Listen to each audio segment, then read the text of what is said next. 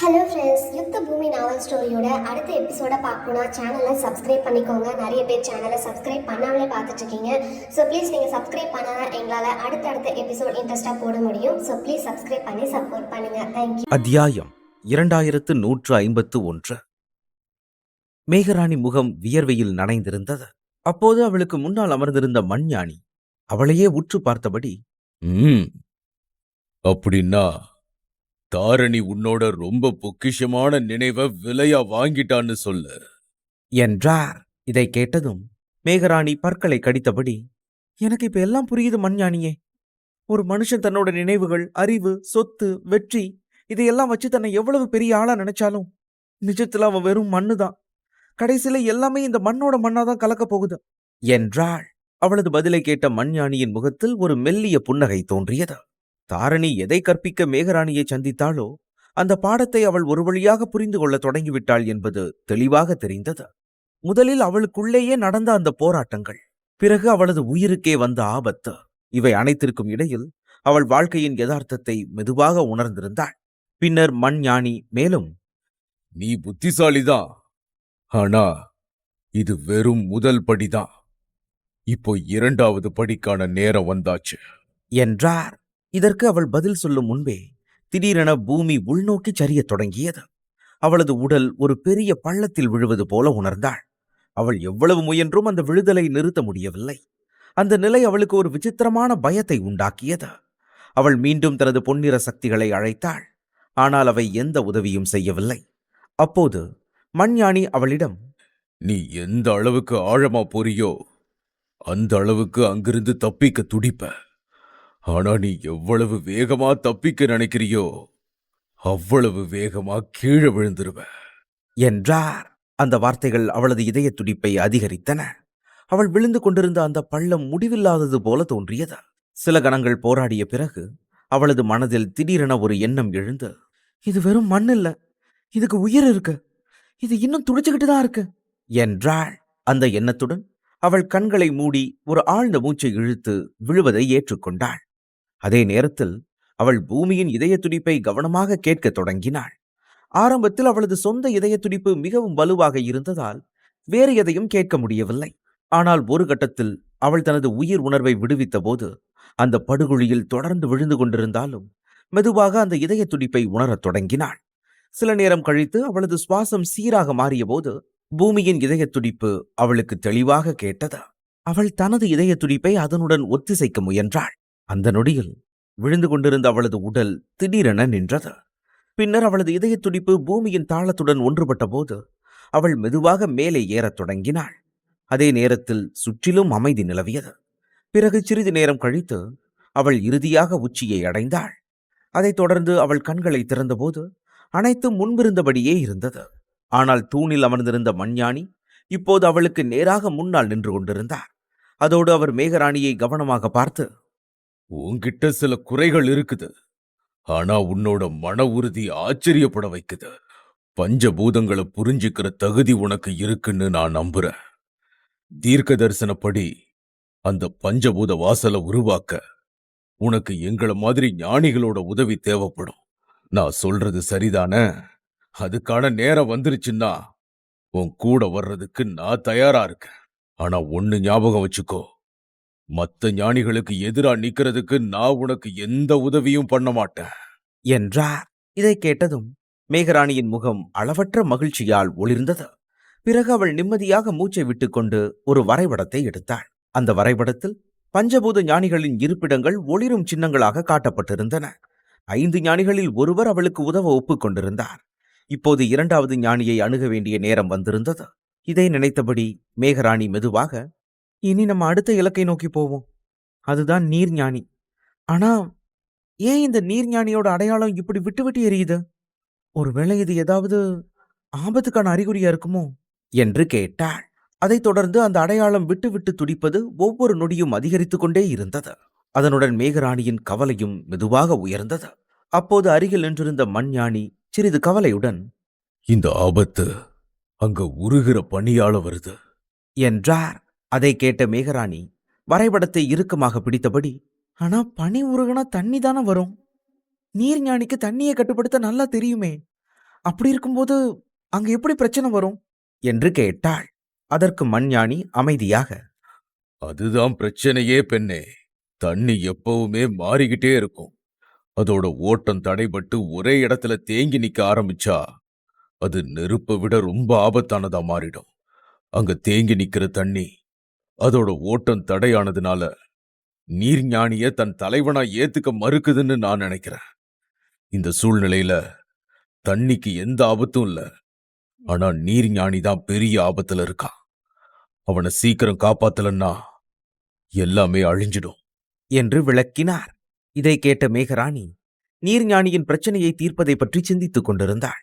அதே நேரத்தில் ஆதிபுராவில் இருந்த சதுப்பு நிலங்களில் வேறு ஒரு நிகழ்வு மெதுவாக உருவாகிக் கொண்டிருந்தது. அந்த சூழலில் ராஜவம்ச பிரிவைச் சேர்ந்த வீரராகவன் ஒரு விசித்திரமான சக்தியை உணர்ந்தார்.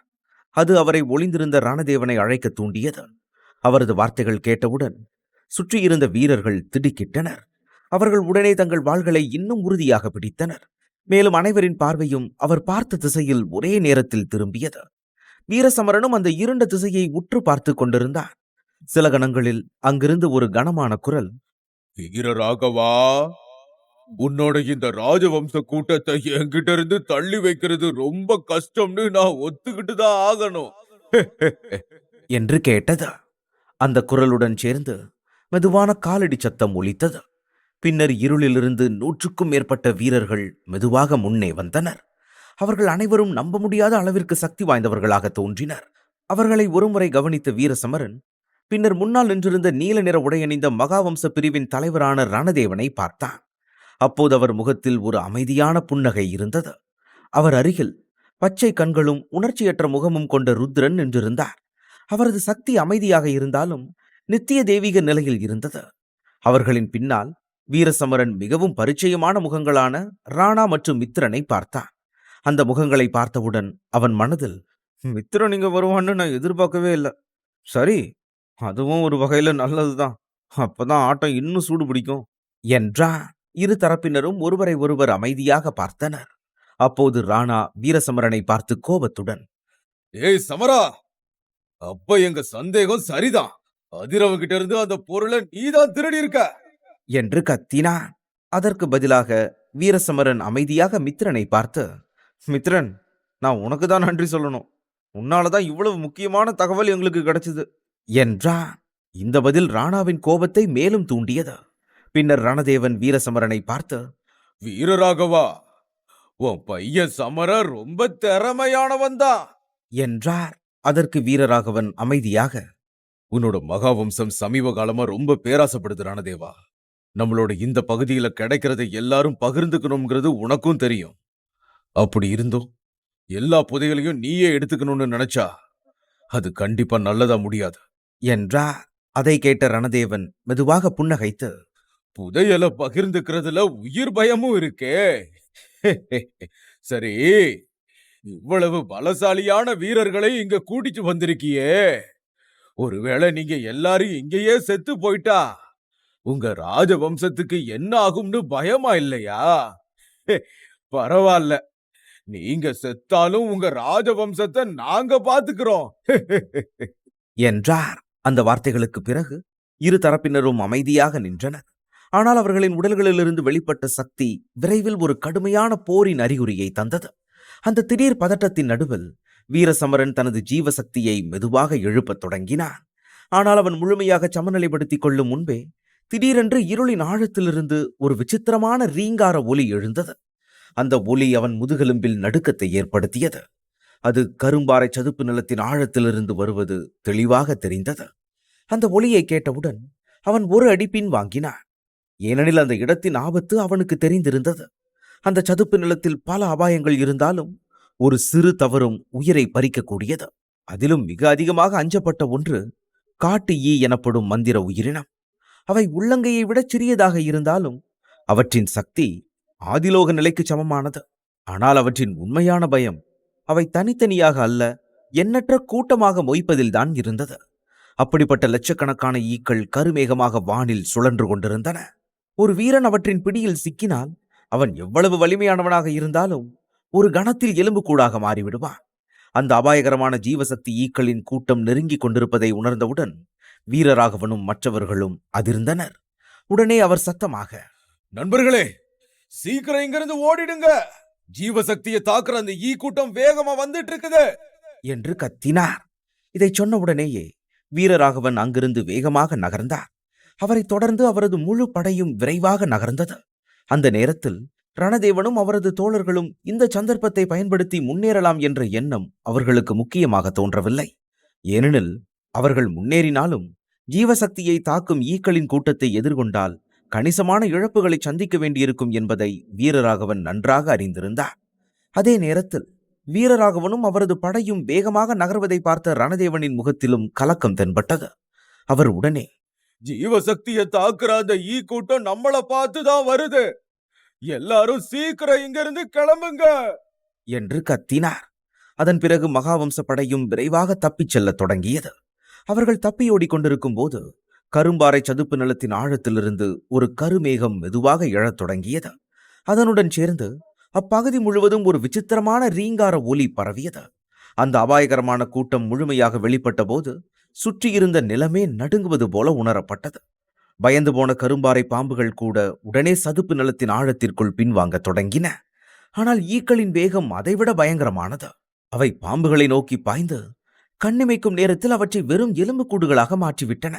சில நொடிகளில் அங்கே எஞ்சி இருந்தது பாம்புகளின் வெண்மையான எலும்புகள் மட்டுமே.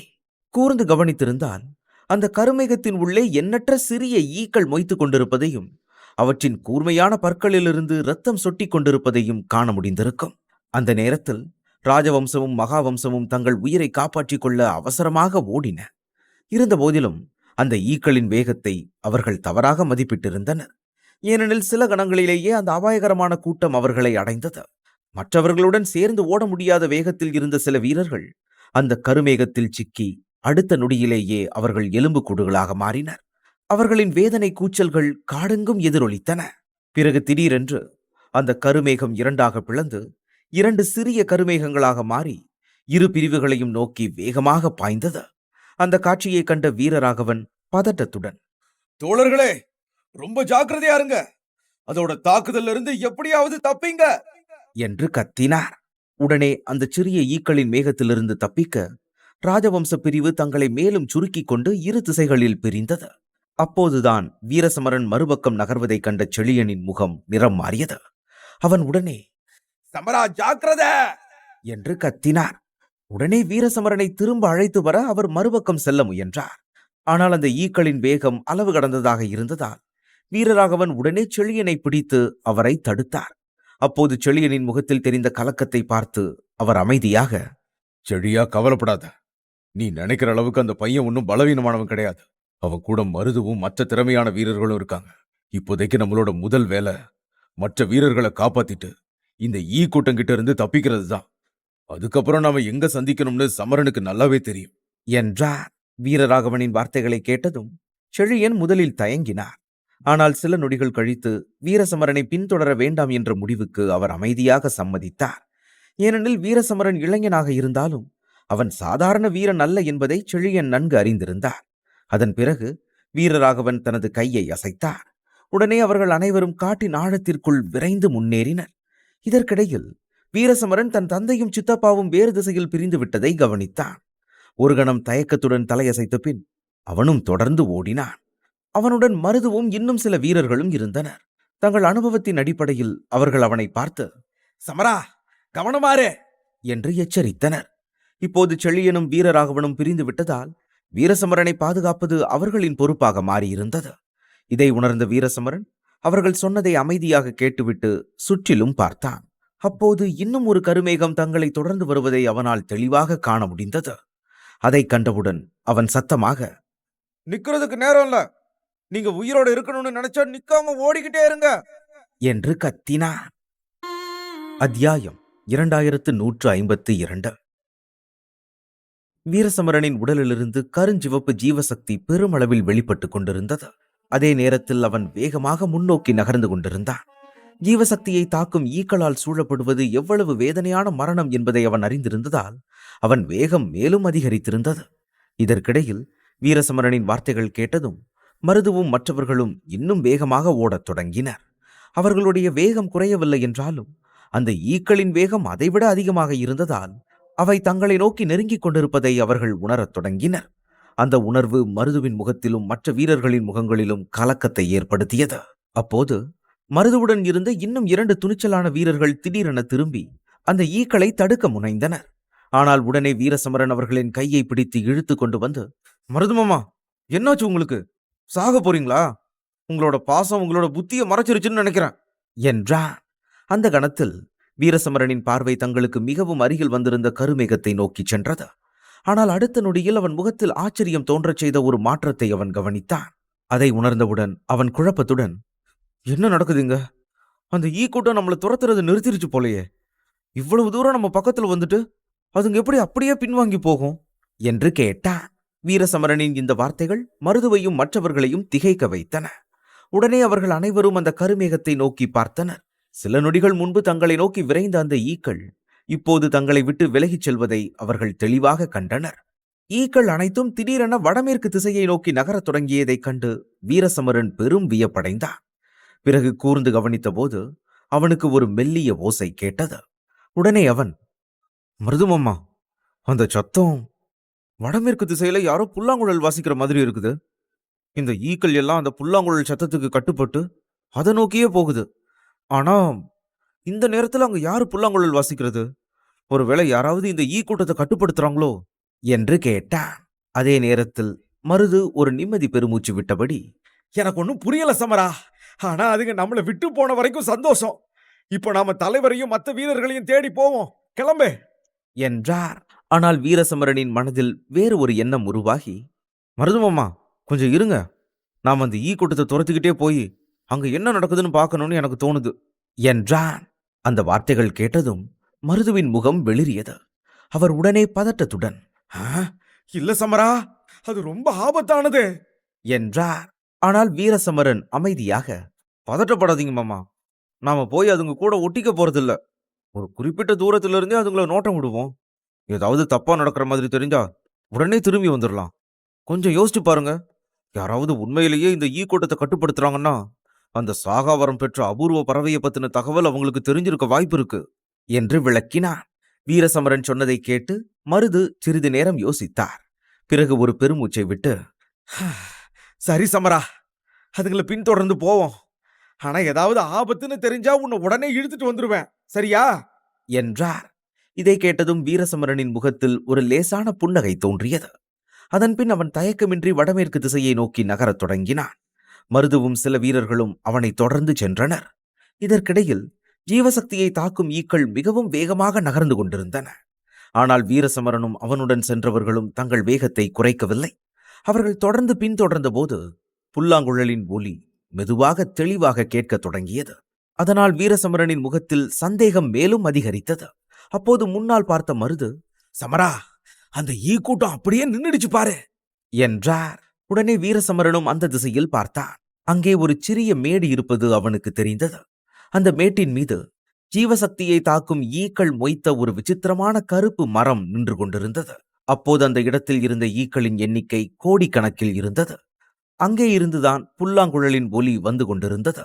ஆனால் ஈக்களின் கடுமையான ரீங்காரத்தால் அந்த ஒலி மிக மெல்லியதாகவே கேட்டது. இதற்கிடையில் வீரசமரன் சுற்றிலும் கவனமாக பார்த்தான். ஆனால் அங்கே யாரும் தென்படவில்லை. இந்த நிலைமை அவனுக்கு இன்னும் அதிகமான குழப்பத்தை ஏற்படுத்தியது. அதனால் அவன் தனக்குத்தானே, எனக்கு என்ன பைத்தியம் பிடிச்சிருக்கா என்று நினைத்துக் கொண்டான். அதன் பிறகு அவன் அந்த கருப்பு மரத்தையே தீவிரமாக உற்று பார்த்தான். ஆனால் எந்த மாற்றமும் அவனுக்கு தெரியவில்லை. இறுதியில் அவன் தனது பார்வையை மேலே உயர்த்திய போது அவன் முகத்தில் இருந்த ஆச்சரியம் மெதுவாக கவலையாக மாறியது. ஏனெனில் அங்கே கருப்பு நிற உடையணிந்த ஒரு மனிதன் அமர்ந்திருந்தான். அவன் ஒரு நொடி கண்ணுக்கு தெரிவதும் அடுத்த நொடியே அந்த ஈ கூட்டத்திற்குள் மறைவதுமாக இருந்தான். அவனையே பார்த்து கொண்டிருந்த வீரசமரன், அங்க உட்கார்ந்திருக்கிறது யாரு? நான் அதை கண்டுபிடிச்சே ஆகணும். மருதுமாமா, எனக்கு ஒரு உதவி செய்றீங்களா என்று கேட்டான். பிறகு அவன் மருதுவின் காதில் ஏதோ மெதுவாக கிசுகிசுத்தான். அதை கேட்ட மருது உடனே பதறி, இல்ல சமரா, இது ரொம்ப ஆபத்தானது என்று மறுத்தார். உடனே வீரசமரன் பெருமூச்சு விட்டபடி, மருதுமாமா, நீங்க எதை பத்தியும் கவலைப்படாதீங்க, நான் என்ன பண்றேன்னு எனக்கு நல்லாவே தெரியும் என்றான். அவன் குரலில் இருந்த நம்பிக்கையை பார்த்த மருது வேறு வழியில்லாமல் ஒப்புக்கொண்டார். பின்னர் அவர் பின்னால் நின்ற வீரர்களுக்கு சைகை காட்டியதும் அவர்கள் மெதுவாக அங்கிருந்து விலகிச் செல்லத் தொடங்கினர். அவர்கள் சென்றபோதும் வீரசமரன் அங்கேயே நின்று அந்த இருண்ட மரத்தையே கவனமாக பார்த்து கொண்டிருந்தார்.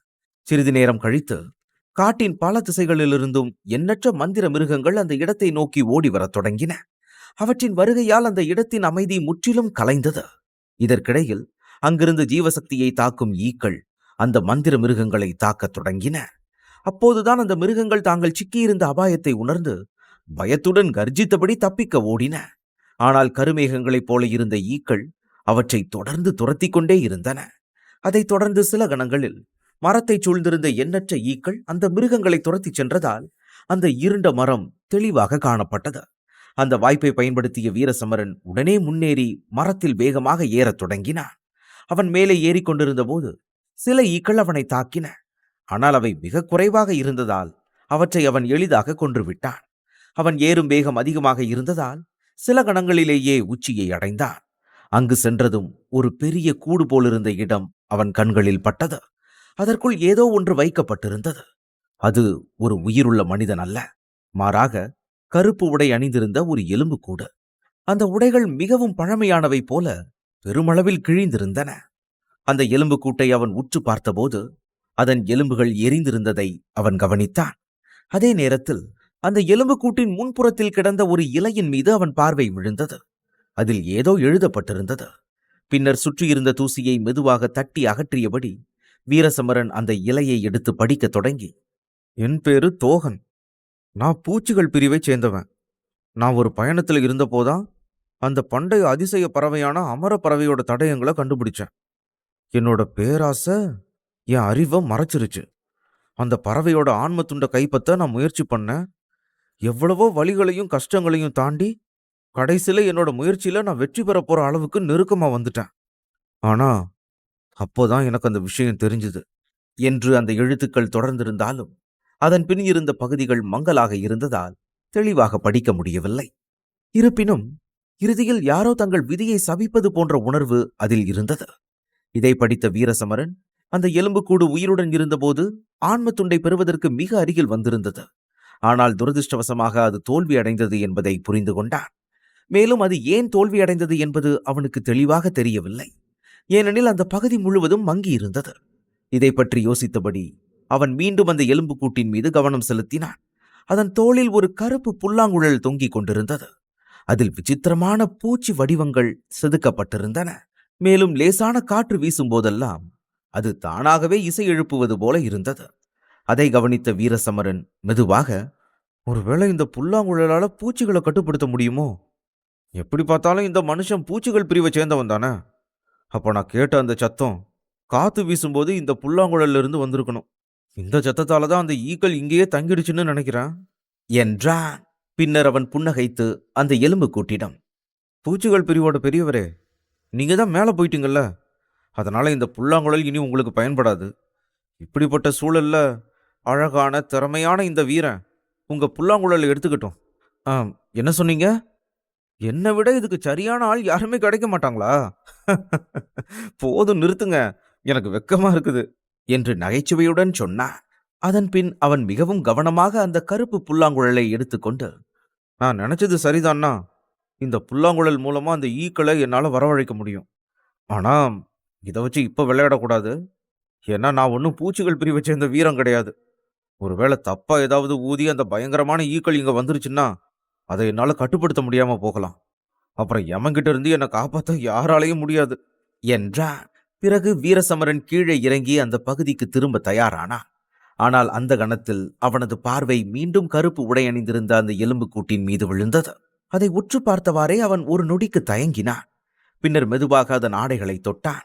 பல ஆண்டுகள் கடந்ததால் அந்த ஆடைகள் முற்றிலும் கந்தலாகி இருந்தன. அதனால் அவன் தொட்டவுடனே அவை சிதறத் தொடங்கின. ஆடைகள் முழுவதும் பிரிந்தபோது அந்த எலும்புக்கூட்டின் கைகளில் இருந்த 2 குப்பிகள் அவன் கண்களில் பட்டன. அவற்றை பார்த்தவுடனே அவை சாதாரணமானவை அல்ல என்பது தெளிவாக தெரிந்தது. ஏனெனில் அந்த மனிதன் பல ஆண்டுகளுக்கு முன்பே இறந்திருந்தாலும் அந்த குப்பிகள் மட்டும் புதிது போல பளபளப்பாக இருந்தன. அவற்றை எடுத்தபோது அவற்றுக்குள் ஒரு விசித்திரமான கருப்பு திரவம் இருப்பதை வீரசமரன் கவனித்தான். அது என்னவென்று அவனுக்கு தெரியவில்லை. அதனால் ஒரு கணம் யோசித்த பிறகு அவன் மெதுவாக ஒரு குப்பியின் மூடியை திறந்தான். ஆனால் அதை திறந்தவுடனேயே ஒரு விசித்திரமான நறுமணம் பரவியது. அதே நேரத்தில் அந்த கருமரம் திடீரென கடுமையாக நடுங்கத் தொடங்கியது. அடுத்த நொடியில் மரத்தின் உள்ளிருந்து எண்ணற்ற ஜீவசக்தியை ஈர்க்கும் ஈக்கள் கோரமான சிவப்பு கண்களுடன் வெளிவந்து நேராக உச்சியை நோக்கி பாய்ந்தன. இந்த பயங்கரமான காட்சியை பார்த்த வீரசமரன் உடனே பதட்டமடைந்தான். ஆனால் அவன் வேகமாக அந்த குப்பியை மூடி அதை தனது பெட்டகத்தில் வைத்தான். பின்னர் இரண்டாவது குப்பியையும் அதில் சேர்த்துவிட்டு, இந்த கருப்பு திரவத்தோட வாசனை தான் அந்த பயங்கரமான ஈக்களை கவர்ந்து இழுக்கிற மாதிரி இருக்குது. சரி, எது எப்படியோ, நான் எவ்வளவு சீக்கிரம் முடியுமோ அவ்வளவு சீக்கிரம் இங்கிருந்து வெளியேறியாகணும் என்றான். உடனே அவன் மரத்திலிருந்து கீழே குதித்து அருகில் இருந்த புதர்களுக்குள் விரைந்து சென்றான். பிறகு புதர்களுக்குள் நகர்ந்து கொண்டே மருதுவையும் மற்றவர்களையும் எதிர்பார்த்து ஒரு கணம் காத்திருந்தான். அப்போது திடீரென்று ஒரு தாக்குதல் அவன் அருகில் வந்து விழுந்தது. தன்னை தாக்க துணிந்தது யார் என்று கோபத்துடன் மேலே பார்த்தபோது அருகில் இருந்த ஒரு மரத்தின் மீது மித்திரன் இருந்தான்.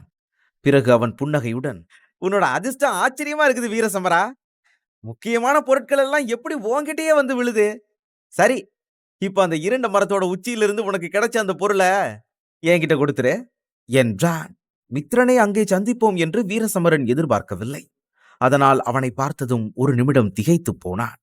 இதிலிருந்து மகாவம்ச பிரிவு பல பிரிவுகளாக பிரிந்துவிட்டது என்றும் அந்த புல்லாங்குழல் சத்தத்தை கேட்டுதான் மித்திரனும் இங்கு வந்திருக்க வேண்டும் என்பதும் தெளிவாக தெரிந்தது. ஆனால் துரதிருஷ்டவசமாக வீரசமரன் அவனுக்கு ஒரு அடி முன்னால் இருந்தான். அதைத் தொடர்ந்து வீரசமரன் புன்னகைத்தபடி மரத்திலிருந்து தனக்கு கிடைத்த பொருட்களை அவனிடம் தர மறுத்துவிட்டான். இதை கண்ட மித்திரன் அவனிடம், வீரசமரா, இது ஒன்னும் ஆதிபீடம் கிடையாது. உன்னை நான் இங்க கொன்னா கூட யாராலையும் என்ன ஒன்னும் பண்ண முடியாது. அதனால நிலைமைய புரிஞ்சுக்கிட்டு அமைதியா அந்த பொருளை என்கிட்ட கொடுத்துரு. இந்த சூழல்ல நீ எந்த முட்டாள்தனமான காரியத்தையும் செய்ய மாட்டேன்னு நான் நம்புறேன் என்றான். அப்போது வீரசமரன் சத்தமாக சிரித்துக் கொண்டே, ஏய் செத்தவன, அதிரவன் என்ன கொல்ல துரத்தினப்பவே நான் பயப்படல. அவனுக்கு முன்னாடி நீ எல்லாம் ஒரு ஆளே கிடையாது என்றான். அதற்கு மித்திரன், அந்த முட்டாள் அதிரவன் ரொம்ப துரதிர்ஷ்டசாலி. அதனாலதான் அவனை விட வலிமையான ஒரு மந்திர சிறுத்தை கிட்ட அவன் சிக்கிக்கிட்டான். நான் சொல்றது சரிதானே? அவனை தோக்கடிச்சதுல உனக்கு எந்த பங்கும் இல்ல வீரசமரா. உண்மையில அன்னைக்கு நீ தப்பிச்சதே உன்னோட அதிர்ஷ்டம் தான். நாங்க இத பத்தி விசாரிச்சு உண்மையை தெரிஞ்சுக்கிட்டோம். அதனால என்ன மிரட்டலான்னு மட்டும் நினைக்காத. இப்ப சொல்லு, நீயாவே அந்த பொருளை என்கிட்ட கொடுக்க போறியா, இல்ல நானே உன்கிட்ட வந்து அதை பறிக்கட்டுமா என்று கேட்டான். அத்தியாயம் 2153. மித்திரன் வீரசமரனுக்கு முன்னால் நின்றபடி பெருமளவு ஜீவசக்தி ஆற்றலை திரட்டிக் கொண்டிருந்த தனது கையை நீட்டினான். அதே நேரத்தில் அவன் செயலை கவனித்துக் கொண்டிருந்த வீரசமரன் அமைதியாக புன்னகையுடன் நின்றான். இதை கண்ட மித்திரன் ஒரு நொடியில் மறைந்துவிட்டு அடுத்த கணமே வீரசமரனுக்கு முன்னால் தோன்றி இரக்கமின்றி தாக்க தயாரானான். ஆனால் உடனே வீரசமரன் பதட்டத்துடன் முன்னிருந்த இலைகளை காற்றில் வீசி வேகமாக பின்வாங்கினான். அப்போது எழுந்த சத்தத்துடன் அபாயகரமான சிவப்பு ஜீவசக்தி வெளிப்பட்டு அந்த இலைகளை நொறுக்கியது. அதனைத் தொடர்ந்து கொடிய தாக்குதலுக்காக மித்திரன் முன்னோக்கி விரைந்தான். அதே வேளையில் வீரசமரனும் தனது இருண்ட ஜீவசக்தியை வெளிப்படுத்த தொடங்கினான். பிறகு அவன் இரு கைகளிலும் உருவான மரணவாயில் முத்திரைகள் நேராக மித்திரனை நோக்கி விடப்பட்டன. அப்போது அவற்றிலிருந்து வெளிப்பட்ட சக்தி மித்திரனின் தாக்குதலுடன் மோதியது. அந்த மோதலின் சத்தம் சுற்றிலும் எதிரொலித்து சக்திகளின் அலைகள் பரவின. அந்த அதிர்ச்சியின் தாக்கத்தில் வீரசமரன் சில அடிகள் பின்வாங்கினாலும் அவனது பார்வை மித்திரனிடமிருந்து விலகவில்லை. மேலும் அவன் மெதுவாக, இவனோட ஜீவசக்தி உண்மையிலேயே ரொம்ப வலிமையா இருக்குது என்றான். ஆனால் மறுபுறம் மித்திரன் அதிர்ச்சி அடைந்து, நீ நீ ஆதிவர்மன் நிலைக்கு போயிட்டியா என்று கேட்டான். சமீபத்தில் லகானுடன் நடந்த போருக்கு பிறகு வீரசமரன் பலவீனம் அடைந்திருந்ததை நினைத்தபோது இவ்வளவு விரைவில் அவன் இத்தகைய நிலையை அடைந்திருப்பது அவனுக்கு புரியவில்லை. இதற்கிடையில் மித்திரன் தனது உடலிலிருந்து மேலும் ஆபத்தான ஜீவசக்தியை வெளியிடத் தொடங்கி, உனக்கு திறமை இருக்குது வீரசமரா, அதனாலதான் என்னையே இவ்வளவு தூரம் உன்னால சிரமப்படுத்த முடிஞ்சிருக்கு. ஆரம்பத்துல அந்த 5 பெரும் பீடங்களுக்குள்ள நுழையணுங்கிற உன்னோட கனவை உடைச்சு எல்லார் முன்னாடியும் உன்னை கேவலமா தோக்கடிக்கணும்னு தான் நான் நினைச்சேன். ஆனா இப்போ உன்னை ஒளிச்சு கட்டுறதுக்கான வாய்ப்பு என்னை தேடி வந்திருக்கும் போது இதை நான் எப்படி நழுவ விடுவேன் என்று கேட்டான். அவனது குரலும் சக்தியும் வீரசமரனை அழிக்க அவன் உறுதியாக இருக்கிறான் என்பதை தெளிவாக காட்டின. அடுத்த நொடியில் அவன் சிவப்பு ஜீவசக்தியை கழுகின் நகங்களை போன்ற 2 பிரம்மாண்டமான நகங்களாக மாற்றி மின்னல் வேகத்தில் வீரசமரனை நோக்கி பாய்ச்சினான். அந்த தாக்குதல் மிகுந்த வலிமையுடையது என்பதை உணர்ந்த வீரசமரன் அதை நேரடியாக எதிர்கொள்ளாமல் பின்னால் குதித்தான். அதே நேரத்தில் அவனது விரல் நுனிகளில் கருப்பு ஒளி மெல்ல பிரகாசிக்க தொடங்கியது. அப்போது மித்திரன் அவனை தொடர்ந்து தாக்கியபடியே, உன்னோட திறமைய நினைச்சு நீதான் அவ்வளவு பெருமைப்படுவிய வீரசமரா? அப்புறம் ஏன் பயந்த பூனை மாதிரி இங்கே அங்கேயே ஓடிட்டு இருக்க? தைரியம் இருந்தா ஒரு ஆம்பளை மாதிரி நின்னு என்னோட தாக்குதலை சமாளி என்றான். ஆனால் வீரசமரன் மிகுந்த புத்திசாலி. அதனால் மித்திரனின் தூண்டுதலான வார்த்தைகளால் அவன் எந்த சலனமும் அடையவில்லை. அப்போது மித்திரன் மீண்டும் அவனை தாக்கி, நீ என்கிட்ட இருந்து எவ்வளவு நேரம் தான் ஒளிஞ்சுக்கிறேன்னு நானும் பாக்குறேன் வீரசமரா என்றான். அதனுடன் அவன் தனது சக்திகளை பயன்படுத்தி எண்ணற்ற நகங்களை உருவாக்க அவை எல்லா திசைகளிலிருந்தும் வீரசமரனை சூழ்ந்தன. அந்த நேரத்தில் வீரசமரன் திடீரென நின்று, இவனுக்கு பொறி வைக்க வேண்டிய நேரம் வந்துருச்சு என்றான். அவன் இதை சொன்னவுடனேயே திடீரென ஜீவசக்திகள் தோன்றி மித்திரனின் கைகளையும் கால்களையும் சிக்க வைத்தன. தன் உடல் இவ்வாறு கட்டப்பட்டதை உணர்ந்த மித்திரன் ஆச்சரியத்துடன், நீ ஜீவசக்தி வலைய உருவாக்க கத்துக்கிட்டியா என்று கேட்டா. ஆனால் அந்த ஆச்சரியம் நீண்ட நேரம் நிலைக்கவில்லை. ஏனெனில் அந்த வலையின் பலம் மிக குறைவாக இருப்பதை அவன் உடனே உணர்ந்தான். அதனால் சிரித்தபடியே, உன்னோட இந்த பூஜ்ய ஜீவசக்தி வலைய வச்சு என்ன நிறுத்திடலான்னு நினைக்கிறியா? போடா முட்டாள் என்றான். இதை சொன்ன அடுத்த கணமே அவன் உடலிலிருந்து எழுந்த சக்தி அந்த வலையை எளிதாக நொறுக்கியது. அதன் பிறகு மீண்டும் அவன் தனது ஜீவசக்தி நகங்களை உருவாக்கி வீரசமரனை நோக்கி வேகமாக முன்னேறினான். ஆனால் இம்முறை வீரசமரன் தப்பிக்க முயலவில்லை. மாறாக அவனது கண்களில் ஒரு விசித்திரமான இரக்கமற்ற அமைதி தெரிந்தது. மேலும் அவனும் தனது கைகளில் கருப்பு ஜீவசக்தியுடன் முன்னேறத் தொடங்கினான். இதை கண்ட மித்திரன் புன்னகையுடன், என்னாச்சு வீரசமரா? ஒரு ஆம்பளையா என்னை எதிர்கொள்றதுக்கு தைரியம் வந்துருச்சா? அது இருக்கட்டும், எப்பவும் ரொம்ப துள்ற நீ இப்ப ஏன் அமைதியா இருக்க? என்ன பயம் வந்துருச்சா என்று கேட்டா. அதே நேரத்தில் வீரசமரனின் இரு கைகளிலும் மரணத்தின் வாயில் முத்திரைகள் தெளிவாக தெரிந்தன. அவற்றில் அவன் தனது பெரும்பாலான ஜீவசக்தியை செலுத்தியிருந்தான். அதன்பின் அந்த இரு திறமையான வீரர்களின் தாக்குதல்கள் நேருக்கு நேர் மோதிய போது ஒரு பெரிய வெடிப்பு ஏற்பட்டது. அந்த சத்தம் மரங்களின் உச்சிகளிலிருந்து எதிரொலித்தது. மேலும் ஜீவசக்தி ஆற்றலின் அபாயகரமான அலைகள் புயல் போல அந்த பகுதி முழுவதும் பரவின. அந்த வலிமையான சக்தி சுற்றியிருந்த தாவரங்களை சிதறடித்து அடர்த்தியான மரங்களுக்கு கூட நடுக்கத்தை ஏற்படுத்தியது. அதைத் தொடர்ந்து வானில் பறந்து கொண்டிருந்த இலைகள் மெதுவாக கீழே விழத் தொடங்கின. அப்போது மோதிக்கொண்டிருந்த அந்த இரு வீரர்களும் பின்வாங்கி இருப்பது தெளிவாக தெரிந்தது. தன் உடலை சமநிலைப்படுத்திக் கொண்ட வீரசமரன் மித்திரன் நின்றிருந்த திசையை நோக்கி பார்த்தான். அப்போது அவன் கைகள் நடுங்கின. அதோடு அவன் கடுமையான வலியையும் உணர்ந்தான். இருந்தபோதிலும் தனது இரு மரணவாசல் முத்திரைகளிலும் பெரும் சக்தியை செலுத்தியிருந்ததால் மித்திரனின் வலிமையான தாக்குதலை அவனால் தாங்க முடிந்தது. இதற்கு மாறாக மித்திரனின் முகத்தில் ஆச்சரியம் வெளிப்பட்டது. ஏனெனில் வீரசமரன் அவன் தாக்குதலை இவ்வாறு தாங்கியதை அவனால் புரிந்து கொள்ள முடியவில்லை. பின்னர் வீரசமரன் புன்னகையுடன் அவனை பார்த்து, என்னடா செத்தவனே, ஏன் இப்படி முழிக்கிற? என்னை பத்தி தப்பா எடை போட்டுட்டியோ? என்னை ஏதோ சாதாரண ஆளுன்னு நினைச்சியா? சுலபமா ஜெயிச்சுட்டு போயிடலான்னு? உன்னோட நிழல் கூட என் மேல படக்கூடாது. மீறி வந்தேன்னு வையு, உன் காலை உடைச்சு உன் கையிலேயே கொடுத்துருவேன். புரிஞ்சுதா என்றான். அந்த வார்த்தைகள் மித்திரனின் கோபத்தை மேலும் தூண்டின. அவன் உடனே, நீ சொல்றது சரிதான். உன்னோட பலத்தை நான் சரியா கணிக்காம விட்டுருக்கலாம். அதுக்காக நீ வாய்க்கு வந்தபடியெல்லாம் பேசக்கூடாது. இன்னும் நான் என்னோட உண்மையான தாக்குதலை ஆரம்பிக்கவே இல்லை. அதுக்குள்ள இவ்வளவு ஆட்டம் போடாதன என்றான். இதை சொன்னவுடன் அவன் மீண்டும் தனது உடலிலிருந்து சிவப்பு ஜீவசக்தியை வெளிப்படுத்த தொடங்கினான். மேலும் இம்முறை அவன் கண்களில் இருந்த கொந்தளிப்பு முன்பை விட அதிகமாக தெரிந்தது. இதை கவனித்த வீரசமரன் வெளிப்படையாக அமைதியாக இருந்தாலும் அவன் முகத்தில் இருந்த புன்னகை மாறவில்லை. இந்த நிலையில் மித்திரனை வெல்வது கடினம் என்பதை அவன் அறிந்திருந்தாலும் அவனை அப்படியே விட அவன் தயாராக இல்லை. இவ்வாறு இருவருக்கும் இடையில் ஒரு பதட்டமான நிலை உருவாகி அவர்கள் தங்கள் சக்தி வாய்ந்த தாக்குதலை தயாரிக்க தொடங்கிய நேரத்தில் திடீரென்று அவர்களுக்கு பின்னால் இருந்த காட்டிலிருந்து ஏராளமான வீரர்கள் தோன்றினர். அவர்கள் நேராக மித்திரனுக்கு பின்னால் வந்து நின்று, மித்திரன், ஒரு வழியா உன்னை கண்டுபிடிச்சிட்டோம் என்றனர். அந்த வீரர்கள் மகாவம்ச பிரிவைச் சேர்ந்தவர்கள் என்பதால் அவர்களை பார்த்ததும் மித்திரன் நிம்மதி அடைந்தான். பின்னர் குறும்பான புன்னகையுடன் தனியாக நின்றிருந்த வீரசமரனை பார்த்து, உன்னோட நேரம் முடிஞ்சது வீரசமரா. நாங்க இவ்வளவு பேர் இருக்கோம், ஆனா நீ தனி ஆளா இருக்க. இப்ப என்ன பண்ணுவ என்று கேட்டான். அதற்கு வீரசமரன் அமைதியாக புன்னகைத்து, யாருக்கு விதி சாதகமா இருக்க போகுதுங்கிறத அந்த இறைவன் தீர்மானிக்கட்டும்.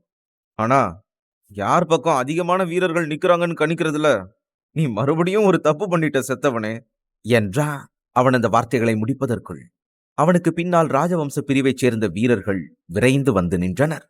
அவர்களின் முன்னிலையில் மருது நின்றிருந்தார். இதற்கிடையில் இரு தரப்பினரும் ஒருவரை ஒருவர் உக்கிரமான பார்வையுடன் பார்த்தனர்.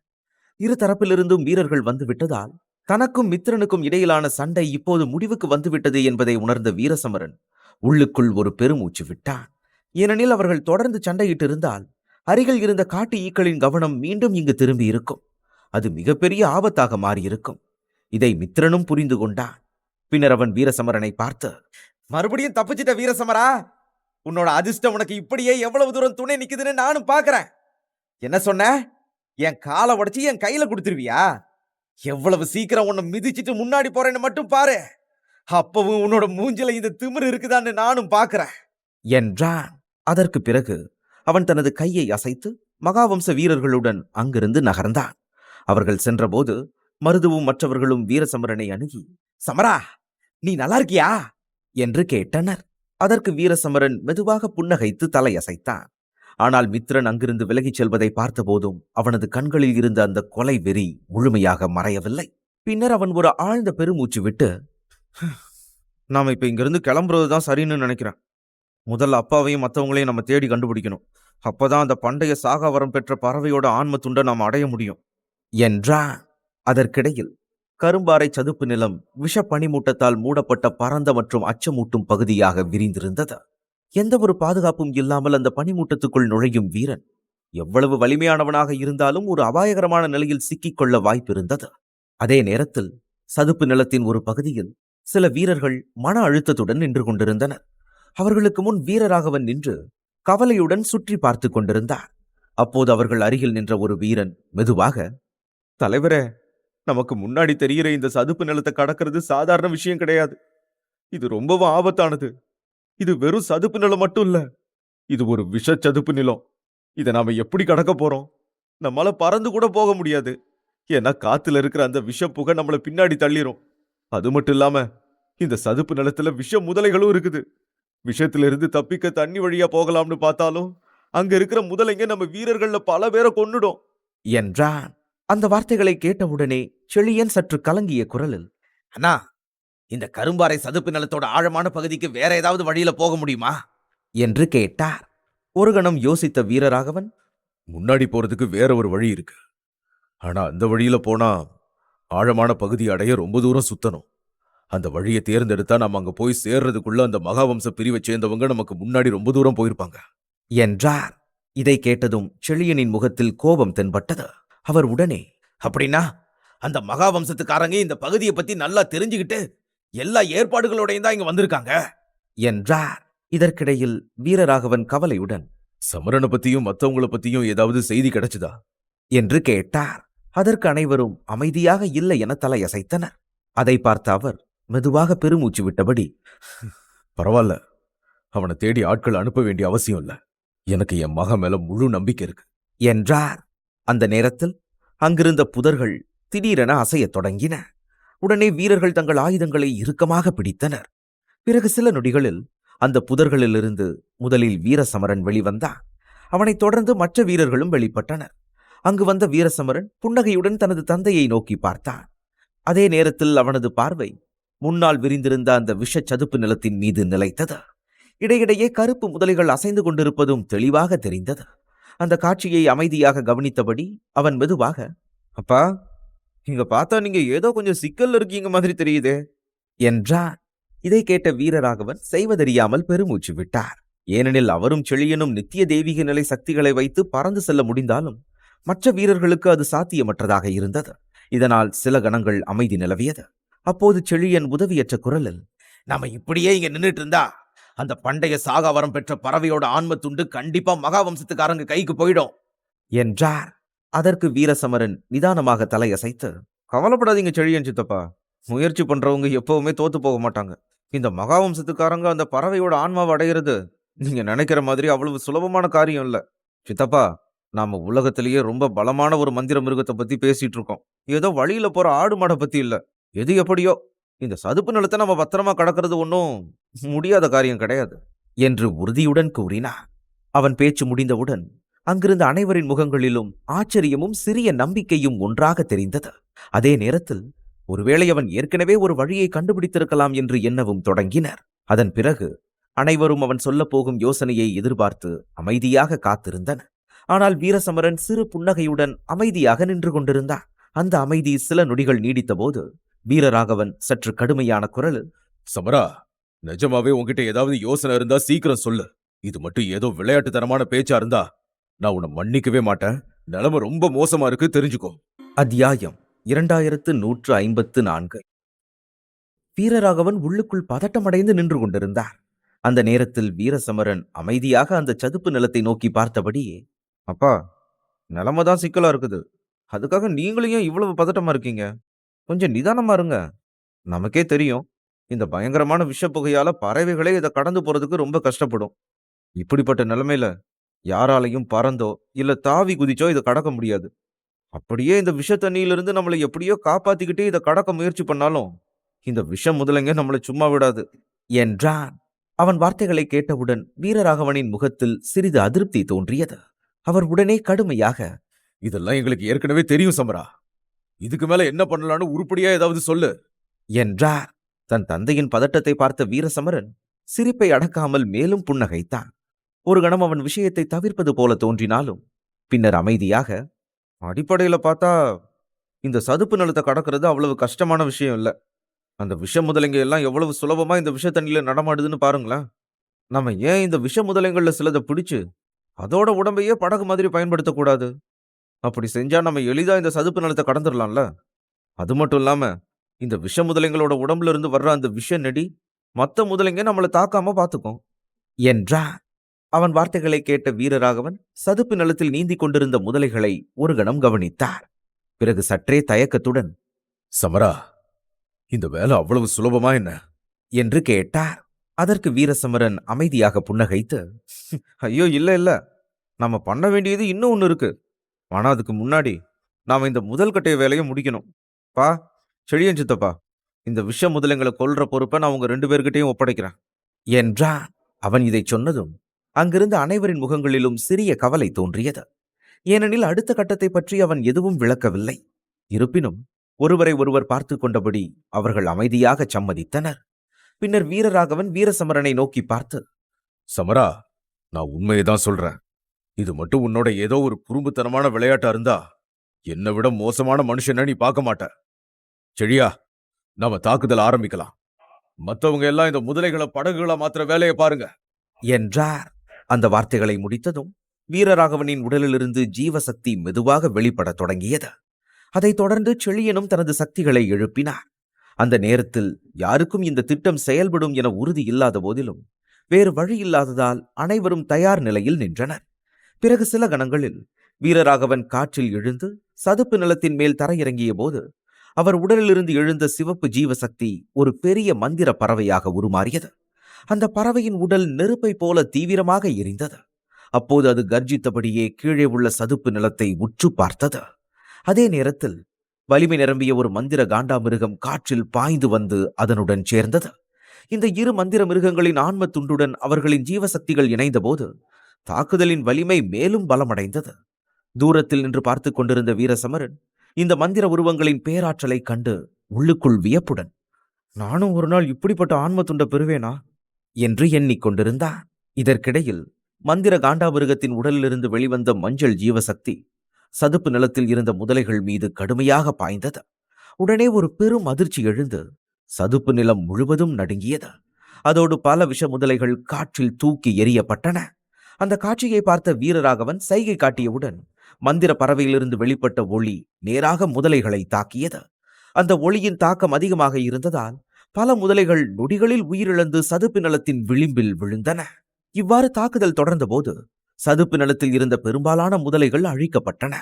அதைத் தொடர்ந்து ராஜவம்ச படையின் வீரர்கள் அவற்றின் உடல்களை பயன்படுத்தி படகுகளை தயார் செய்ய தொடங்கினர். அதே நேரத்தில் அந்த சதுப்பு நிலத்திற்கு அப்பால் மகாவம்ச பிரிவைச் சேர்ந்த சில வீரர்கள் வேகமாக முன்னேறி கொண்டிருந்தனர். அவர்களின் முன்னிலையில் நடந்து வந்த ருத்ரன் திடீரென திரும்பினார். பிறகு அந்த விஷ சதுப்பு நிலத்தை நோக்கி பார்த்து மெதுவாக. இந்த ஜீவசக்திகள் எல்லாம் அந்த ராஜவம்சத்தை சேர்ந்தவங்களோடது. வீரராகவனும் செழியனும் ஏதோ சிக்கல்ல இருக்காங்க போல என்றார். இதை கேட்டதும் அந்த படையை வழிநடத்தி கொண்டிருந்த ரணதேவன் மெதுவாக புன்னகைத்து, இந்த சக்திகள் எல்லாம் அந்த சதுப்பு நிலை இருக்கிற திசையில இருந்து தான் வருது. வீரராகவனுக்கும் செழியனுக்கும் அந்த சதுப்பு நிலத்தை உடனே கடக்கிற அளவுக்கு பலம் இருக்குது. ஆனா அப்படி செஞ்சா அவங்களோட சக்தி ரொம்பவே குறைஞ்சு போயிடும். மத்தவங்களால அந்த சதுப்பு நிலத்தை கடக்கிறதுங்கிறது முடியாத காரியம். அப்படின்னா அந்த ராஜவம்ச படை இந்த இடத்தோட ஆழமான பகுதிக்கு வந்து சேரும்போது பாதிக்கும் மேலான வீரர்கள் காயப்பட்டிருப்பாங்க. சில பேர் செத்தும் போயிருப்பாங்க. அப்படிப்பட்ட நிலைமையில அந்த புதையலை அடைய அவங்களால நம்ம கூட போராட முடியாது. என்றார். இந்த வார்த்தைகளை கேட்டதும் அருகில் நின்றிருந்த ராணாவின் முகத்தில் ஒரு விசித்திரமான ஒளி மின்னியது. அவன் உடனே முன் வந்து, நீங்க சொல்றது சரிதானா? அப்படி ஒரு பொன்னான வாய்ப்பு நமக்கு கிடைச்சா அவங்கள உயிரோட விடக்கூடாது.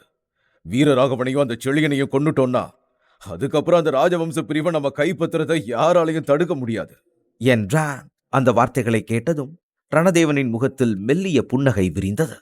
சில நொடிகள் யோசித்த பின் அவர் மெதுவாக, இப்போதைக்கு அந்த ராஜவம்சத்து படை களப்படைஞ்சு காயங்களோட அந்த ஆழமான பகுதிக்கு வர்ற வரைக்கும் நாம பொறுமையா காத்திருப்போம். அதுக்கப்புறம் அவங்களோட இந்த பயணமே அவங்களுக்கு கடைசி பயணமா அமையும். வீரராகவா, நீயும் உங்க ராஜவம்ச பிரிவும் இதுவரைக்கும் நல்லாதான் வாழ்ந்தீங்க. ஆனா இப்போ எங்க விஷயத்துல நீங்க தலையிடுறதுனால உன்னோட அந்த முடிவுக்கு நீ கொடுக்க போற விலை உன் பிரிவோட அழிவுதான். மகாவம்ச பிரிவுக்கும் அந்த பண்டைய சாகாவரம் பெற்ற சக்திகளுக்கும் நடுவுல யாராலையும் வர முடியாது என்றார். மறுபுறம் அதே நேரத்தில் சதுப்பு நிலத்தின் ஓரத்தில் நிகழ்ந்த காட்சிகள் வேறொரு பரபரப்பை உருவாக்கின. விஷ முதலைகள் ஒன்றன் பின் ஒன்றாக விழுந்தபோது நிலம் மெதுவாக நடுங்கியது. ஒவ்வொரு முதலைக்கும் ஆதிலோக நிலை வீரனின் பலம் இருந்தாலும் செழியன், வீரராகவன் போன்ற வலிமை மிக்கவர்களின் முன் அவை சக்தியற்றவையாகவே இருந்தன. இதற்கிடையில் வீரசமரன் அமைதியாக நின்றபடி அந்த முதலைகளின் சடலங்களை பயன்படுத்தி வீரர்கள் படகுகளை உருவாக்க தொடங்கியதை கவனித்தார். இறந்த பிறகும் அவற்றின் உடல்களில் இருந்த விஷ ஜீவசக்தி முழுமையாக விலகவில்லை. அதனால் அவை நீரில் மிதப்பதற்கு உதவியது. அதைத் தொடர்ந்து மெதுவாக மற்ற படகுகளும் ஒன்றன் பின் ஒன்றாக உருவாகின. வேலை முடிந்ததும் அனைவரின் பார்வையும் மீண்டும் வீரசமரன் பக்கம் திரும்பியது. அதற்குள் வீரராகவனும் செழியனும் கரைக்கு திரும்பி வந்திருந்தனர்.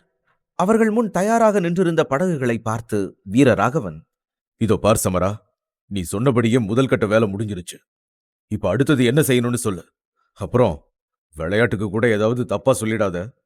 ஏன்னா இது நம்ம ஆளுங்களோட உயிர் சம்பந்தப்பட்ட விஷயம். இந்த சதுப்பு நிலத்துக்குள்ள இறங்கும் போது சின்ன தப்பு நடந்தா கூட நம்ம கூட வர்றவங்க எல்லாருமே இறந்து போயிடுவாங்க என்றார். இதை கேட்ட வீரசமரன் அமைதியாக புன்னகைத்தார். பிறகு மெதுவாக, கவலைப்படாதீங்கப்பா, எல்லாத்தையும் உங்க மேல நம்பிக்கை வச்சிருக்கிற உங்க மகன்கிட்ட விட்டுருங்க. இப்ப நமக்கு இருக்கிற மிகப்பெரிய சவாலே இந்த சதுப்பு நிலத்தில் இருக்கிற விஷ முதலைங்களோட தாக்குதல் தான். இந்த முதலைங்க எல்லாம் ஆதிலோக நிலையை சேர்ந்தது. ரொம்ப காலமா இந்த விஷ தண்ணியிலே இருக்கிறதுனால அதுங்களுக்கு பகுத்தறிவு சுத்தமா கிடையாது. அது மட்டும் இல்லாம அதுங்களுக்கு பார்வையும் ரொம்ப கம்மி. நாம் அதோட கண்ணில் படாம தப்பிச்சு தண்ணியில போறது மனுஷங்க இல்ல, அதோட இனத்தை சேர்ந்த மற்ற முதலைகள் தான் அதை நம்ப வச்சு ஏமாத்திட்டோம்னா நாம இந்த முதலைங்க கிட்ட இருந்து தப்பிச்சு சுலபமா முன்னாடி போயிடலாம் என்றான். இதை கேட்ட செழியன் சற்று தயக்கத்துடன், ஆனா மகனே, நாம எப்படி அதுங்களை ஏமாத்த முடியும்? ஒரு முதலை மேல அத்தனை வீரர்கள் ஏறி உட்கார்ந்து போகும்போது அதுங்களுக்கு தெரியாமலா இருக்கும் என்று கேட்டார். அந்த கேள்விக்கு பதிலாக வீரசமரன் சிரித்துக் கொண்டே, இது எல்லாமே என் அப்பாவால தான் சாத்தியம். எனக்கு ஜீவசக்தி வலை வித்தைய கத்துக் கொடுக்க அவர் சாகர்நாத் குருவை ஏற்பாடு செஞ்சாரு. ஆனா என்னோட இந்த திறமை இப்படி ஒரு இடத்துல பயன்படும்னு அவருக்கும் தெரியாது, எனக்கும் தெரியாது என்றான். அதன் பிறகு அவன் மெதுவாக முன்வந்து பல நாட்களாக தயாரித்து வைத்திருந்த 8 ஜீவசக்தி முத்திரைகளை ஒன்றன் பின் ஒன்றாக வெளிப்படுத்த தொடங்கினான். அவன் செயல்களை பார்த்த அனைவரும் ஆச்சரியமடைந்து, நீ இவ்வளவு சீக்கிரமா ஜீவசக்தி முத்திரைகளை உருவாக்க கத்துக்கிட்டியா என்று கேட்டனர். ஆனால் வீரசமரன் சிரித்தபடியே, இவ்வளவு ஆச்சரியப்படாதீங்கப்பா, இது வெறும் பூஜ்ய நிலை ஜீவசக்தி வலை தான். நான் இப்ப உருவாக்க போற இந்த வலைக்கு ஜீவசக்தி மாய வலைன்னு பேரு. இந்த வலையை பயன்படுத்துறப்ப தண்ணியில் இருக்கிற விஷ முதலைங்க எல்லாம் எதுவுமே புரியாம குழம்பி போயிடும். இதோட தாக்கம் ரொம்ப நேரத்துக்கு இருக்காதுதான். ஆனா நம்ம எல்லாரும் இந்த சதுப்பு நிலத்தை கடந்து போற வரைக்கும் இது கண்டிப்பா தாக்கு பிடிக்கும்னு நான் நினைக்கிறேன் என்றான். அவன் வார்த்தைகள் அனைவருக்கும் புதிதாக இருந்தது. உடனே செழியனும் வீரராகவனும் ஒருவரை ஒருவர் பார்த்து கொண்டனர். ஏனெனில் அவர்களுக்கும் ஜீவசக்தி வலைகளை உருவாக்க தெரிந்திருந்தாலும் அவற்றை இவ்வாறு பயன்படுத்தலாம் என்று அவர்கள் நினைத்ததே இல்லை. அதற்கு பிறகு வீரசமரன் வேறு எதையும் கவனிக்காமல் முழு மனதுடன் அந்த முத்திரைகளை இணைத்து வலையை உருவாக்க தொடங்கினான். பிறகு சில நொடிகளில் சுற்றியிருந்த பகுதி மெல்ல மங்கலாக மாறத் தொடங்கியது. அதோடு காற்றில் ஒரு புதிய அசைவு உணரப்பட்டது. அதே நேரத்தில் அவன் கைகளில் இருந்த முத்திரைகள் வேகமாக மாறிக்கொண்டிருந்தன. இறுதியில் ஒரு பெருமூச்சுடன், சரி, வலை தயாராயிருச்சு என்றான். உடனே அந்த படகுகளைச் சுற்றி ஒரு விசித்திரமான ஜீவசக்தி வட்டம் உருவானது. பிறகு அது மெதுவாக சுற்றி நீரில் இருந்த முதலைகளை ஏமாற்றத் தொடங்கியது. ஒரு மனிதன் பார்த்தால் அது ஒரு மாயை என்று புரிந்திருக்கும். ஆனால் விஷநீரில் வாழ்ந்து உணர்வுகளை இழந்திருந்த முதலைகளால் அதை உணர முடியவில்லை. அந்த நேரத்தில் அருகில் நின்ற மருது பெருமூச்சு விட்டபடி, சமரம் வயசுல மட்டும் வளரல, அறிவிலையும் ரொம்ப புத்திசாலி ஆயிட்டான் என்றார். இதை கேட்ட வீரராகவன் கவலையான குரலில், இவனை இவ்வளவு சீக்கிரம் புகழ வேண்டிய அவசியம் இல்ல மருது. இந்த தந்திரம் வேலை செஞ்சா மட்டும்தான் இதை நல்லதுன்னு சொல்ல முடியும். இல்லனா நம்ம கஷ்டம் எல்லாம் வீணாகிறது மட்டும் இல்லாம நம்ம கூட வர்ற பல பேருக்கு பெரிய உயிர் சேதமே ஆயிடும்.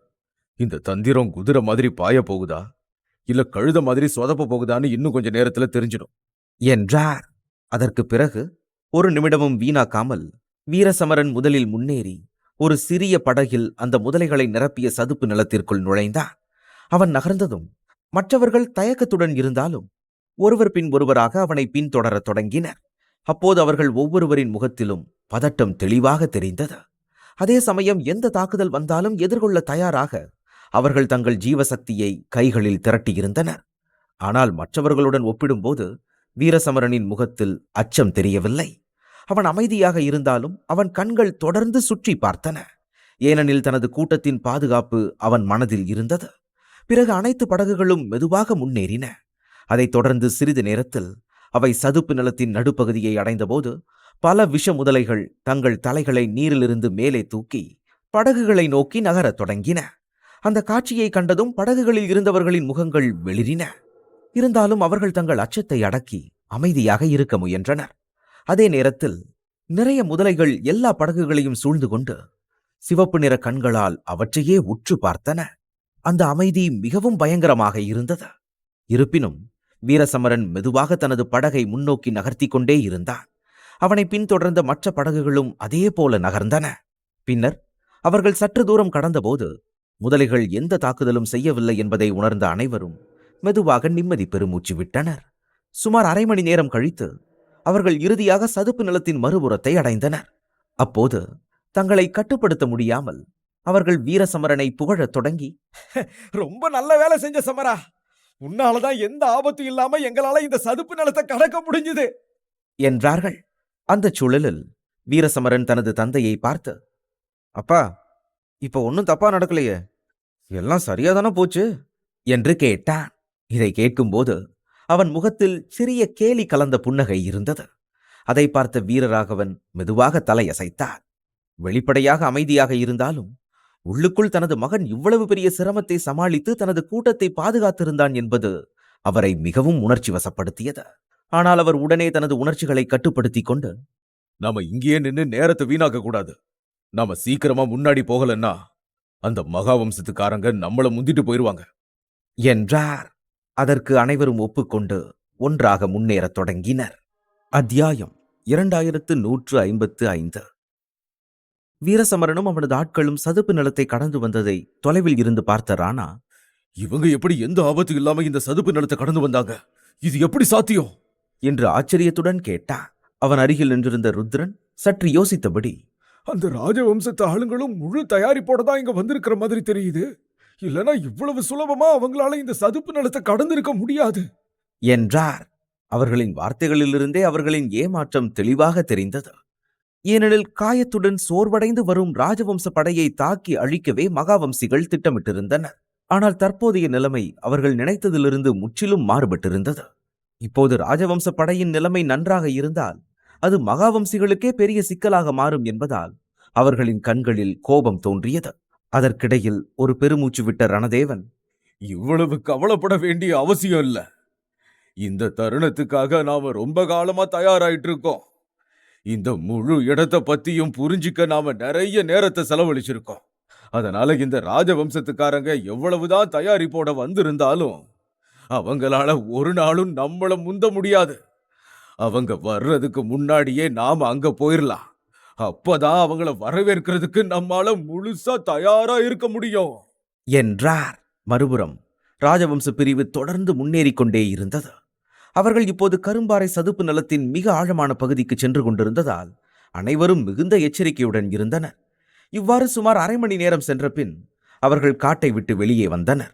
அப்போது முன்னால் ஒரு கருமையான மலைக்குன்று, அதன் நடுவே ஒரு பெரிய பிளவுடன் காட்சியளித்தது. அந்த பிளவை கவனித்த வீரராகவன் அனைவரையும் பார்த்து, நாம இப்ப கரும்பாறை சதுப்பு நிலத்தோட ரொம்ப ஆழமான பகுதிக்குள்ள நுழைய போறோம். இதுதான் உண்மையான கரும்பாறை சதுப்பு நிலம்னு சொல்லப்படுது. இங்க திவ்யமான நிலை அளவுக்கு பலமான மந்திர மிருகங்கள் வாழுது. நாம வர்ற வழியில எந்த ஒரு மந்திர மிருகத்தையும் கொல்லல. ஏன்னா இந்த சக்தி வாய்ந்த மிருகங்கள் எல்லாமே ரத்த வெறி பிடிச்சது. ஒரு சொட்டு ரத்தம் சிந்தினா கூட அது மோப்பம் பிடிச்சு இங்க வந்துரும். அப்புறம் நாம பெரிய சிக்கல்ல மாட்டிக்குவோம். அதனால என்ன நடந்தாலும் சரி, இந்த கொடூரமான மந்திர மிருகங்களோட கண்ல படாம நாம ரொம்ப கவனமா இருக்கணும். இல்லைன்னா நாம நினைச்சு பார்க்க முடியாத அளவுக்கு பெரிய விலையை கொடுக்க வேண்டியிருக்கும். எல்லாரும் ஜாக்கிரதையா இருங்க என்றார். பின்னர் வீரராகவன் கையை அசைத்து அனைவரையும் அழைத்துக் கொண்டு அந்த பிளவுக்குள் நுழைந்தார்.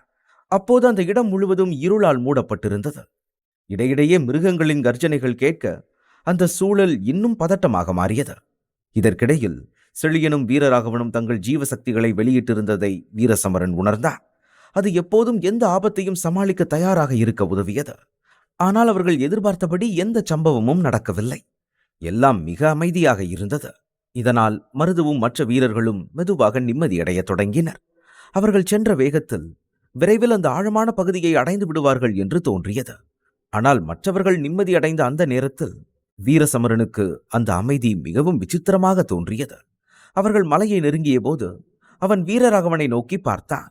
அப்போது அவர்கள் இருவரின் கண்களிலும் ஒரே மாதிரியான பதட்டம் பிரதிபலித்தது. அதே நேரத்தில் அங்கே சில மனிதர்களின் உருவங்கள் தென்படத் தொடங்கின. அந்த நிழல்களில் இருந்து முதலில் வெளிவந்த ரணதேவன் வீரராகவனை பார்த்து, வீரராகவா, ராஜவம்சம் நான் நினைச்ச அளவுக்கு மெதுவானவங்க கிடையாது போலயே என்றார். அந்த குரலை கேட்டதும் செழியன் உடனடியாக தனது ஜீவசக்தியை திரட்டி தாக்க தயாரானார். அதே நேரத்தில் வீரராகவன் கோபமாக, ரணதேவா, நீயும் உன் கூட்டாளிகளும் இங்க என்ன பண்ண திட்டம் போட்டிருக்கீங்க என்று கேட்டார். ஏனெனில் ரணதேவனும் அவரது கூட்டத்தினரும் அந்த பகுதியை நன்கு அறிந்தவர்கள் என்பது வீரராகவனுக்கு புரிந்திருந்தது. அதனால் அவர்கள் அங்கே காத்திருப்பது ஏதோ சதித்திட்டம் என்பதில் அவருக்கு எந்த சந்தேகமும் இல்லை. இதை கேட்ட ரணதேவன் மெதுவாக கையை அசைத்து தனது தோழர்களை சுட்டி காட்டி, நீங்க எல்லாரும் இப்படி பதட்டமா இருக்கிறத பார்த்தா எனக்கு பிடிக்கல. அதனால உங்களுக்கு ஒரு சின்ன உதவி செய்யலான் இருக்கேன் என்றார். அவர் சைகை காட்டியதும் மகாவம்ச வீரர்கள் ஒரு பெரிய பானையை உருட்டத் தொடங்கினர். அது விரிசல் விட்டு வீரராகவனையும் மற்றவர்களையும் அடையும் முன்பே உடைந்து சிதறியது. அந்த பானை உடைந்தவுடன் அதிலிருந்து திடீரென ஒரு துர்நாற்றம் வீசும் புதிய ரத்தம் வெளியேறி சுற்றியுள்ள இடமெல்லாம் பரவியது. அந்த காட்சியை கண்ட வீரராகவனும் மற்றவர்களும் உடனே வெளிரி போனார்கள். அப்போது ரணதேவன் சிரித்துக் கொண்டே, இந்த இடத்துல ஒரு துளி ரத்தம் சிந்துனா கூட என்ன நடக்கும்னு உனக்கு நல்லாவே தெரியும்னு நினைக்கிறேன் என்று சிரித்தார். பிறகு ஒரு நொடிக்குள் அவரும் அவரது தோழர்களும் அருகில் இருந்த மலையில் ஒரு பெரிய வெடிப்பை ஏற்படுத்திவிட்டு பதட்டத்துடன் அங்கிருந்து ஓடத் தொடங்கினர். அந்த வெடிப்பின் சத்தம் அடங்குவதற்குள் அருகிலிருந்த பகுதியிலிருந்து ஒரு மூர்க்கமான மந்திர மிருகத்தின் பலத்த கர்ஜனை கேட்கப்பட்டது. அந்த கர்ஜனையை கேட்டதும் ராஜவம்ச பிரிவு வீரர்களின் முகங்களில் பீதி பரவத் தொடங்கியது. ஆனால் அவர்களின் அச்சத்தை மேலும் அதிகரிக்கும் விதமாக அதற்கு பின்னர் இன்னும் பல கர்ஜனைகளும் தொடர்ந்து எதிரொலித்தன. அவற்றை கேட்ட வீரராகவனின் முகத்தில் ஒரு விசித்திரமான பயம் தென்பட்டது. அவர் உடனே, ஒண்ணுக்கும் மேல பலமான மந்திர மிருகங்கள் இங்க வந்துட்டு இருக்கு. அப்போ இதுதான் ரணதேவனோட திட்டமா என்றார். அப்போது கோபமும் மூர்க்கமும் அளவற்ற சக்தியும் நிரம்பிய மந்திர மிருகங்களின் ஊளைகள் சுற்றிலும் எதிரொலிக்க தொடங்கின. அவற்றுக்கு நடுவே ரணதேவன் அமைதியாக நடந்து சென்றார். பின்னர் அவர் புன்னகையுடன், வீரராகவா, எங்களோட பரிசு எப்படி இருந்துச்சு? இந்த இடத்தை நாங்க தயார் செஞ்சு வைக்க மாட்டோம்னு நினைச்சியா? இந்த இடத்தோட ஒவ்வொரு அங்குலத்தை பத்தியும் எங்களுக்கு அக்கு வேறு ஆணி வேற தெரியும் நண்பா. கொஞ்சோண்டு அறிவை வச்சுக்கிட்டு அந்த பண்டைய ஆன்ம துண்ட கைப்பற்றிடலான்னு நீ நினைச்சா அதை விட முட்டாள்தனம் வேற எதுவும் இல்ல என்றார். இதற்கிடையில் வீரராகவன் ரணதேவனை இரக்கமின்றி முறைத்தபடியே நின்றார். ஆனால் அவரிடமிருந்து எந்த வார்த்தையும் வரவில்லை. மாறாக தப்பிக்கக்கூடிய வழியை கண்டுபிடிக்க வேண்டும் என்ற எண்ணத்தில் அவரது பார்வை அங்கும் இங்கும் அலைந்தது. அதே நேரத்தில் அந்த மிருகங்களின் கர்ஜனைகளில் இருந்து உணரப்பட்ட ஜீவசக்தி அவை நித்திய தெய்வீக நிலைக்கு நிகரான வலிமை கொண்டவை என்பதை தெளிவாக உணர்த்தியது. அவை ராஜவம்ச வீரர்களுடன் நேரடியாக மோதினால் மிகப்பெரிய இழப்புகள் தவிர்க்க முடியாதவையாக இருக்கும். ஆனால் இந்த மிருகங்களிடமிருந்து தப்பிக்க ஓடினால் மகாவம்சத்தினர் முன்னேறி அந்த பண்டைய அமரப்பறவையின் ஆன்ம துண்டை கைப்பற்றி விடுவார்கள். பின்னர் ராஜவம்ச வீரர்கள் இரு திசையிலும் சிக்கிக் கொள்வார்கள். இந்த இக்கட்டான சூழ்நிலையில் வீரராகவனின் மனக்குழப்பம் மேலும் அதிகரித்தது. அவர் அருகில் நின்றிருந்த வீரசமரனின் முகத்திலும் கோபமும் கலக்கமும் தென்பட்டது. அப்போது மிருகங்களின் கர்ஜனைகள் மீண்டும் பலமாக கேட்டது. அதனுடன் பலத்த காற்றை கிழித்தபடி 3 ஒளிக்கீற்றுகள் வேகமாக நெருங்கி வந்தன. அவற்றைக் கண்ட வீரராகவன், இங்க 2 இல்ல 3 தெய்வீக நிலை மந்திர மிருகங்கள் இருக்குது என்றார். அடுத்த கணமே அந்த 3 மிருகங்களும் தங்கள் சிவந்த கண்களால் மனிதர்களை இரக்கமின்றி முறைத்தன. அவற்றுள் ஒன்று முதுகில் ரெக்கைகளுடன் இருந்த பிரம்மாண்டமான சிவப்பு சிங்கம், மற்றொன்று முழுவதும் இரும்பால் மூடப்பட்டிருந்த ஒரு விசித்திரமான மந்திர மிருகம், மூன்றாவது முழுவதும் கருப்பு நிறத்தில் இருந்த ஒரு மாபெரும் கொக்கு. ஆனால் அதன் 2 ரெக்கைகளும் வெவ்வேறு நிறங்களில் இருந்தன. ஒன்று நீலமாகவும் மற்றொன்று சிவப்பாகவும் இருந்தது. அந்த 3லும் அந்த கொக்குதான் மிகவும் சக்தி வாய்ந்ததாக இருந்தது. ஏனெனில் அது உச்ச தெய்வீக நிலையை அடையும் தருவாயில் இருந்தது. மற்ற 2 மிருகங்கள் தெய்வீக ஆரம்ப நிலையில் மட்டுமே இருந்தன. இதை கண்ட ரணதேவன் சிரித்தபடியே, வீரராகவா, உன்னோட நேரம் ரொம்பவே மோசமா இருக்கு போல. உன்னை வேட்டையாடுறதுக்காகவே இந்த பயங்கரவாத கொக்கு இங்க வந்திருக்குது. இன்னைக்கு மனிதர்களுக்கும் இந்த மிருகங்களுக்கும் நடுவுல நடக்க போற ஒரு சுவாரஸ்யமான சண்டைய நாங்க நல்லா வேடிக்கை பார்க்க போறோம். ஆனா ஒண்ணு, இந்த சண்டையில மனிதர்களோட மூக்கு உடைஞ்சிடாம பாத்துக்கோங்க என்றார். அதன் பிறகு அவரும் அவரது தோழர்களும் அருகில் இருந்த ஒரு குன்றின் மீது சென்று மறைந்து கொண்டனர். அவர்கள் இப்போது வெகு தூரத்தில் இருந்ததால் அந்த சக்தி வாய்ந்த மந்திர மிருகங்களின் கவனம் அவர்கள் மீது செல்லாது என்பது தெளிவாக தெரிந்தது. இதற்கிடையில் மருதுவின் முகம் வெளிரி போனது. அவர் பதட்டத்துடன், தலைவரே, இப்ப நம்ம என்ன பண்றது? இந்த சனியை பிடிச்ச தெய்வீக மந்திர மிருகங்க கூட நம்மால சண்டை போட முடியாது. ஒருவேளை நம்ம கஷ்டப்பட்டு இதுங்களை கொன்னுட்டாலும் நம்ம பலம் குறையிற நேரமா பார்த்து இந்த மகாவம்சத்துக்காரங்க நம்ம மேல பாய்வானுங்க. அவனுங்களை எதிர்க்கிறதுக்கு முன்னாடியே நம்ம சக்தி எல்லாமே தீந்துருமே என்றார். இதை கேட்டு ராஜவம்ச வீரர்கள் அனைவரும் கவலையுடன் நின்றனர். அதே சமயம் வீரசமரனும் சுற்றிலும் பார்த்து கொண்டே மனதில், சீக்கிரம் ஏதாவது யோசி சமரா, இல்லனா இந்த கதையில வர்ற கெட்டவன் கதாநாயகனை கொன்றுவான் என்றான். அப்போது திடீரென்று அவன் மனதில் ஒரு யோசனை மின்னியது. உடனே அவன் மெதுவாக, அப்பா, உங்களாலையும் செழியன் சித்தப்பாவாலையும் இந்த 3 மந்திர மிருகங்களையும் கொஞ்ச நேரத்துக்கு சமாளிச்சு வைக்க முடியுமா என்று கேட்டான். இதை கேட்ட வீரராகவன், நாங்க 2 பேரும் இதை சமாளிக்க ஆரம்பிச்சா எங்களோட சக்தி நிறைய வீணாயிடும். அந்த நேரத்தை பயன்படுத்தி மகாவம்ச பிரிவு நம்ம வீரர்கள் மேல தாக்குதல் நடத்துவாங்க. எது எப்படியோ இந்த மந்திர மிருகங்கள் கூட மோதுறதுல எந்த பிரயோஜனமும் இல்ல. இதை நம்மால அழிக்க முடியலன்னா இங்கிருந்து உடனே தப்பிச்சு போறதுதான் நல்லது என்றார். ஆனால் வீரசமரன் உடனடியாக, அதை பத்தி நீங்க கவலைப்படாதீங்கப்பா, இந்த 3ஐயும் ஒட்டு மொத்தமா ஒழிக்க என்கிட்ட ஒரு வழி இருக்கு என்றான். இதை கேட்டதும் வீரராகவனின் உடல் லேசாக நடுங்கியது. அவர் உடனே வியப்புடன் வீரசமரனை பார்த்தார். அதே நேரத்தில் 3 நித்திய தெய்வீக நிலை மந்திர மிருகங்களை அழிப்பதை பற்றி வீரசமரன் இவ்வளவு அமைதியாக பேசுவதை கேட்ட செழியனும் மற்ற வீரர்களும் அதே அளவிலான ஆச்சரியத்தில் மூழ்கினர்.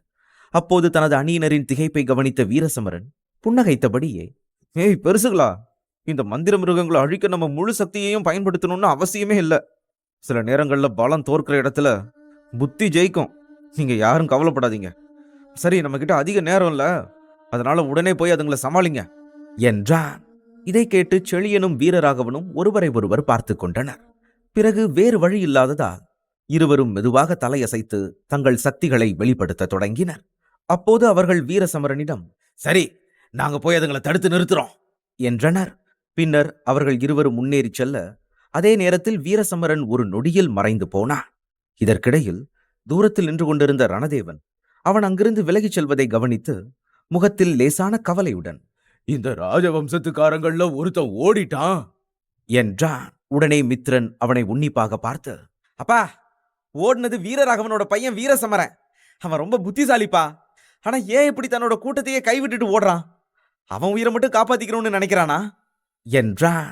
அந்த சமயம் வீரசமரனை பற்றிய சிந்தனையை தள்ளி வைத்த ரணதேவன் ராஜவம்ச வீரர்களை பார்த்து, அந்த பையனை விடு. அவனை பத்தி நமக்கு கவலை இல்ல. அவன் உயிரோட இருந்தா மட்டும் என்ன பண்ணிட போறா? அந்த பையன் புத்திசாலிதான்னு நான் ஒத்துக்கிறேன். ஆனா அவன் வெறும் ஆதிவர்ம நிலைதானே. அப்படி இருக்கும்போது மத்தவங்களோட உதவி இல்லாம இந்த கரும்பாறை சதுப்பு நிலத்துல இருந்து அவனால உயிரோட தப்பிக்கவே முடியாது என்றார். இதை கேட்ட மித்ரனும் மெதுவாக தலையசைத்தான். இப்போதைய சூழ்நிலையை வீரசமரனால் தனியாக சமாளிக்க முடியாது என்பதில் அவனுக்கும் உறுதி ஏற்பட்டது. அவர்கள் இவ்வாறு பேசிக் கொண்டிருக்கும் போது மறுபுறம் வீரராகவனும் செழியனும் தங்கள் ஜீவசக்தி ஆற்றல்களை வெளிப்படுத்தி அந்த மந்திர மிருகங்களை நோக்கி முன்னேறத் தொடங்கினர்.